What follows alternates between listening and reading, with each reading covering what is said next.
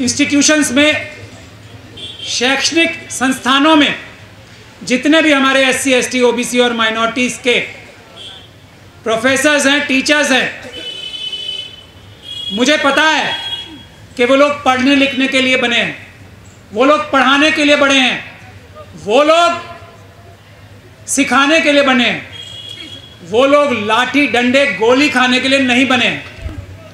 लेकिन ये मनुवादी सरकार RSS और BJP की आपके संस्थानों को खत्म कर देगी। प्रोफेसर लक्ष्मण यादव जैसे, प्रोफेसर रितु जैसे, प्रोफेसर रतनलाल जैसे लोगों को जान से मारकर, और मैं ये पूरी जिम्मेदारी के साथ कह रहा हूं कि ये इनकी नौकरियों के पीछे नहीं है, इनकी जान के पीछे है। तो आप लोगों को, जैसे हमारी बहन डॉक्टर रितु कलम अपने हाथ में लेके जमीन पे बैठी हैं लाठी और गोली खाने के लिए, जब तक आप लोग इसके लिए तैयार नहीं होंगे, न्याय नहीं मिलेगा। आपकी नौकरियां ही नहीं, आपकी जानें जाएंगी, आपके घर जाएंगे, आपके परिवार वाले जाएंगे और आपका एक एक चीज लूट ली जाएगी अगर आप डॉक्टर रितु सिंह के साथ या डॉक्टर रितु सिंह के जैसा प्रदर्शन, प्रोटेस्ट जमीन पे रहकर नहीं करोगे। और जिग्नेश मेवानी साहब यहां बैठे हैं, ये इस बात का सबसे बड़ा एग्जाम्पल है। इनके मुंह पे नहीं कहनी चाहिए मुझे ये बात। मैं कांग्रेस पार्टी में लंबे टाइम तक रहा हूं और अंदर तक रहा हूं, हाईएस्ट लेवल तक रहा हूं। अगर जिग्नेश मेवानी साहब अंबेडकरवादी, अंबेडकरवादी किसी से मांगते नहीं है, अंबेडकरवाद किसी से कुछ मांगता नहीं है। अंबेडकरवाद जहां होगा, जिसके पास होगा, जिस पार्टी के साथ होगा, उस पार्टी को, उस संगठन को, उस जगह को फायदा पहुंचाता। जिग्नेश मेवानी साहब अंबेडकरवादी थे, हैं, और मुझे विश्वास और उम्मीद है कि हमेशा रहेंगे। एक देश की सबसे बड़ी दूसरी पार्टी में ये हैं। मैंने कहा ना, ये ऐसी दो धारी तलवार थे या हैं जिसको म्यान में रखा हुआ है, जिसको म्यान में रखा हुआ है।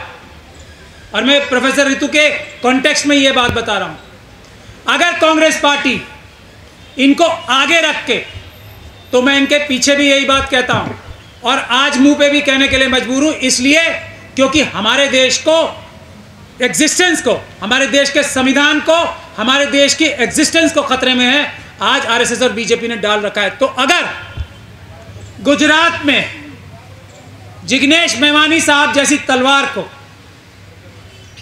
आगे रख के ये लड़ाई लड़ी होती, तो अंबेडकरवाद जिससे ये भरे हुए हैं उसका फायदा पूरी कांग्रेस पार्टी को होता। और आज गुजरात में वो सरकार नहीं बल्कि कांग्रेस की सरकार होती, मुझे इसमें कोई शक और शुबे की गुंजाइश नहीं। तो अंबेडकरवाद किसी से भीख नहीं मांगता है। जहां हम रहेंगे वहां हम फायदा करेंगे, लोगों की जानें बचाएंगे, लोगों की रक्षा करेंगे, चाहे वो किसी भी विचारधारा का हो। उसी तरीके से मैं प्रोफेसर लक्ष्मण यादव का नाम लेके क्यों कह रहा हूं, मैं बहुत ही तकलीफ में आके ये बात कह रहा हूं। प्रोफेसर रतनलाल साहब यहां मौजूद हैं, बहुत दुखी मन से ये कह रहा हूं। ये प्रोफेसर रितु सिंह एक तेज तलवार है, ये भी दुधारी तलवार है। ये अभी म्यान से थोड़ी सी बाहर आई है और उसका अंजाम आप सब लोगों के सामने, किसी की औकात और हिम्मत नहीं है यहां इनको टच कर दे।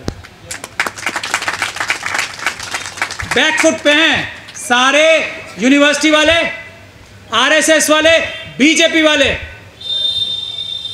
क्या कह रहे हैं इनसे कि प्रोफेसर रितु नौकरी ले लो, किसी भी कॉलेज में ले लो, किसी कॉलेज में ले लो, एक पद बढ़ा के नौकरी ले लो। ये सच्चाई है, मेरे पास खुद मैसेज आए। लेकिन क्योंकि ये सच्ची अंबेडकरवादी हैं, इन्होंने कहा मुझे नौकरी नहीं चाहिए, मुझे न्याय चाहिए। और न्याय डॉक्टर रितु के लिए नहीं, हर लक्ष्मण यादव साहब के लिए, हर प्रोफेसर रतनलाल के लिए, हर रोहित वेमुला के लिए, हर पायल तड़वी के लिए। तो उसका अंजाम आप सब लोग देख रहे हैं, पूरी दुनिया देख रही है।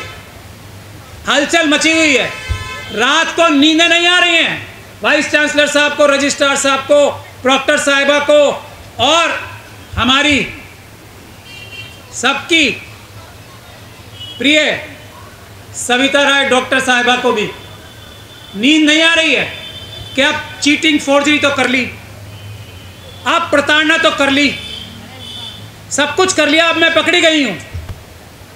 तो ये मनुवाद की ताकत है। ये डॉक्टर रितु ने भी एक बार साबित करके दिखा दिया कि अंबेडकरवादी कुछ देते हैं किसी भी आंदोलन को। और ये बात मैं प्रोफेसर लक्ष्मण यादव साहब के लिए नहीं कह रहा हूं कि यहां आए, यहां ना आए, लेकिन इस जैसे रास्ते पर चलें, उसके अलावा कोई रास्ता नहीं है इन लोगों को समझाने का। कोई आप प्रोटेस्ट कर ले, इनको कोई फर्क पड़ने वाला नहीं है। एक रैली कर ले, कोई फर्क पड़ने वाला नहीं है। आप इनको चिट्ठी लिख दें, सोशल मीडिया पे करोड़ों करोड़ों लोग आपकी सपोर्ट कर दें, इनको कोई फर्क पड़ने वाला नहीं है। ये बेशर्म है। आरएसएस और बीजेपी के लोगों को इन सब बातों से कोई फर्क नहीं पड़ता। ये अपनों को नहीं छोड़ते। ये शिवराज सिंह चौहान जी को नहीं छोड़ा, वसुंधरा राजे सिंधिया को नहीं छोड़ा, रमन सिंह को नहीं छोड़ा, तो ये क्या हमें अंबेडकरवादियों को छोड़ देंगे? एक ही रास्ता है कि आओ सड़क पे बैठो और मुकाबला करो इनका, और इनको बेनकाब करो। इनकी हर एक चोरी, हर एक दलाली, हर एक बेईमानी, हर एक फ्रॉड को इस तरीके से एक्सपोज करो जैसे डॉक्टर रितु सिंह ने ये बोर्ड लगा रखा। तथ्यों के आधार पे बेनकाब करो। देखो इस बोर्ड को, क्योंकि एक मनुवादी व्यवस्था में पैदा होने वाली महिला जो थी, जो इससे पहले चेयरमैन थी दौलतराम कॉलेज की, वो दरअसल बेईमान नहीं थी। हर एक मनुवादी व्यवस्था में पैदा होने वाला बेईमान नहीं होता। मनुवादी व्यवस्था में पैदा होकर भी व्यक्ति ईमानदार हो सकता है, हालांकि उसकी संख्या बहुत कम होती है। और अंबेडकरवादी परिवारों में पैदा होकर भी बहुत सारे लोग बेईमान हो सकते हैं। तो हमारे मुस्लिम समाज में, मैं तो अपने समाज की बात बता रहा हूँ, एक से बढ़कर एक हमारा मौलाना मनुवादी है, और उनको मैं टाइम टाइम पे एक्सपोज भी करता रहता हूँ। तो मनुवादी कहीं भी हो सकता है। मनुवादी एक मानसिकता है जो अंबेडकरवाद के डायरेक्टली खिलाफ है, जो इंसान को इंसान के बराबर नहीं समझती। तो जो फॉर्मर चेयरमैन थी, मैं आप सब लोगों से गुजारिश करूंगा, मेवानी साहब आप भी इसको जरूर पढ़िएगा। ये चिट्ठी उन्होंने लिखी है, एक मनुवादी व्यवस्था में पैदा होने वाली चेयरमैन ने लिखी है, जो इस कॉलेज की इंचार्ज थी। प्रोफेसर रितु की भी उसी तरीके से बॉस थी जैसे उस हमारी सबकी प्रिय सविता रॉय की। अपॉइंटमेंट देना और लेना इस महिला का काम था, जिसने लिखा है कि डॉक्टर रितु को जातिगत वजहों से प्रताड़ित किया जा रहा है। ये जो प्रिंसिपल है, ये प्रोफेसर रितु से इंफीरियरिटी कॉम्प्लेक्स में रहती हैं, और ये जातिवादी मानसिकता की हैं, इसलिए इनको तंग करती हैं। और ये चिट्ठी कोई डॉक्टर रितु को लिख के नहीं दी थी इन्होंने। जब इंक्वायरी चल रही थी पार्लियामेंट्री कमेटी की, तो उस पार्लियामेंट्री कमेटी ने सरकार को बोला था कि दिल्ली यूनिवर्सिटी से डॉक्टर रितु के बारे में और बाकी बैकलॉग के बारे में पता करो, तब यह चिट्ठी लिखी गई थी। उसके जवाब में ये आप सब लोग पढ़ें। मैं प्रेस के लोगों से भी गुजारिश करूंगा कि इसकी फोटो लेके शाया करें। तो मेरा निवेदन ये है, आज हर एक उस व्यक्ति से जो SC ST OBC और माइनॉरिटी से आता है, अंबेडकरवादी है, तो अपनी जान हथेली पर लेकर, जैसे डॉक्टर रितु यहां बैठी है, मिशन सेव कॉन्स्टिट्यूशन इस बात की गारंटी देता है, हम लोग हिफाजत करेंगे। हमारी वकीलों की, सैकड़ों वकीलों की टीम है। हम लोग हर एक उस अंबेडकरवादी की हिफाजत करने के लिए दिन रात एक कर देंगे जो डॉक्टर रितु का रास्ता इख्तियार करता है। हाथ नहीं लगाने देंगे किसी को, ये मैं बता रहा हूं आपको संविधान और कानून की ताकत से। आज आए हुए नहीं आए हुए IB वाले कितने हैं? आज हाथ खड़ा करके बताएं, आज IB और स्पेशल सेल वाले कितने लोग हैं? नहीं कर रहे? हम तो पहचानते हैं, क्यों नहीं कर रहे हाथ खड़े? ये अमित शाह जी को बता दीजिएगा, उन्हीं के लिए बोल रहा हूं। अभी अभी जो रिकॉर्डिंग कर रहे हो आप लोग, भेज दो उनके फोन पे अमित शाह जी के। नहीं अभी भेज देना, शाम को नहीं, वो अभी देख लेंगे, नहीं तो रात को बैठ के देखते मेरी सारी गतिविधियां, देख लेंगे होने वाला है। और यही एक रास्ता है। तो हमारे 3 पॉइंट्स हैं। हमारा पहला पॉइंट है सारा बैकलॉग खत्म होना, एक साथ सारा बैकलॉग खत्म होना है। और जो हमारी कम से कम 30,000 से ज्यादा नौकरियां हैं, वो तुरंत SC ST और OBC के लोगों को देना, पहली हमारी डिमांड ये है। ये न्याय की परिभाषा बता रहा हूं मैं आपको। अब इसको करने के लिए कितने लोग जो आपने डॉक्टर रितु के माध्यम से या कितने लोग आपने अपने जेब के पैसा भरने के लिए रिश्वत लेके और कितने प्रोफेसर लक्ष्मण यादव जैसे लोगों को रिप्लेस किया है, बदला है, वो सब हमारी जिम्मेदारी नहीं है, वो आपकी चोरी थी, आप जानो। हमारे 30,000 से ज़्यादा प्रोफेसर्स हमें दिल्ली यूनिवर्सिटी में चाहिए। इसका मतलब है बैकलॉग की जो चोरी और डकैती आपने की थी वो ख़त्म करो। 30,000 नौकरियां जब तक नहीं ऐलान होगा और नौकरियों पे अपॉइंटमेंट नहीं होगी, ये प्रदर्शन जारी रहेगा। ये न्याय है, ये नौकरी नहीं है, ये न्याय है। और हर एक वो व्यक्ति जो एनएफएस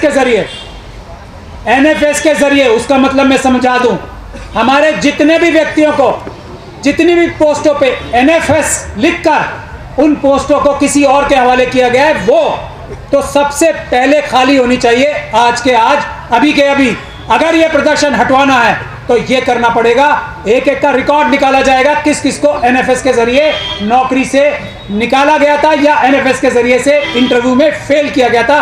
हर एक वो व्यक्ति जो एनएफएस के जरिए इंटरव्यू में फेल हुआ था, उसकी नौकरी तुरंत प्रभाव से लगनी चाहिए। तीसरी बात भी उतनी महत्वपूर्ण है, ये सबके लिए। जितने भी ये प्रोफेसर, जितने भी ये डॉक्टर्स, ये नकली इंटरव्यूज से, नकली और क्रिमिनल इंटरव्यूज बता रहा हूं मैं आपको, जो कानून के प्रावधान और इक्विटी और जस्टिस को ध्यान में रखते हुए इंटरव्यू नहीं किए गए हैं, वो सारे इंटरव्यू अपराध हैं, क्रिमिनल हैं। वो सारे इंटरव्यू दोबारा होंगे और अब वीडियोग्राफी के थ्रू होंगे। इंटरव्यू वीडियो के बगैर नहीं होंगे। अभी जो पिछले कितने सालों से अपॉइंटमेंट हो रही है, अभी 3 सालों से 2 सालों से, अभी जो लास्ट दिसंबर से ये हमारी सबसे महत्वपूर्ण और पहली मांग है, इस उल्टे सीक्वेंस में मानी जाएगी। लास्ट दिसंबर से जितने इंटरव्यू हुए हैं वो सब कैंसिल होंगे, वो सारी अपॉइंटमेंट्स, और अब दोबारा इंटरव्यू होंगे। और उस इंटरव्यू के लेने वाले ऐसे तय नहीं होंगे, उस इंटरव्यू में एक भी व्यक्ति मनुवादी मानसिकता का नहीं होगा। ये हमारी पहली मांग रहेगी उस इंटरव्यू में। और वो इंटरव्यू वीडियोग्राफ होगा, वो इंटरव्यू का वीडियोग्राफ होगा जो जनता के सामने चलाया जाएगा। उसके बगैर कोई इंटरव्यू आज के बाद नहीं होगा। ये हमारी 3 महत्वपूर्ण मांगे हैं। इसके बगैर ये धरना हटाने की बात भूल जाएं। आज हम लोग सोच समझ के इस धरने को छोटा रख रहे हैं, हम लोग इसको बड़ा करेंगे। हम नहीं चाहते, समझ जाओ हम कौन लोग हैं, हम अम्बेडकरवादी हैं। समझ जाओ हम लोग कौन हैं। हम जानबूझ के इसे छोटा रख रहे हैं। इसका मतलब ये नहीं है कि हमें बड़ा करना नहीं आता। समझ लो आप लोग, ये आपको वार्निंग है एक बार फिर। इन्हीं शब्दों के साथ मैं और कुछ नहीं कहूँगा। मुझे एक बहुत ज़रूरी, एक हमारे सीनियर एडवोकेट हैं, शेड्यूल कास्ट कम्युनिटी से आते हैं, उनके घर को कब्जा करने के लिए दिल्ली पुलिस के बड़े बड़े अधिकारी लगे हुए, तो वो मैं केस बहस करके वापस आऊँगा, क्योंकि वकीलों का मेन काम वही होता है। ये भी है और वो भी है। तो मैं आप सब लोगों से गुजारिश करता हूँ कि मुझे इजाज़त दें अभी।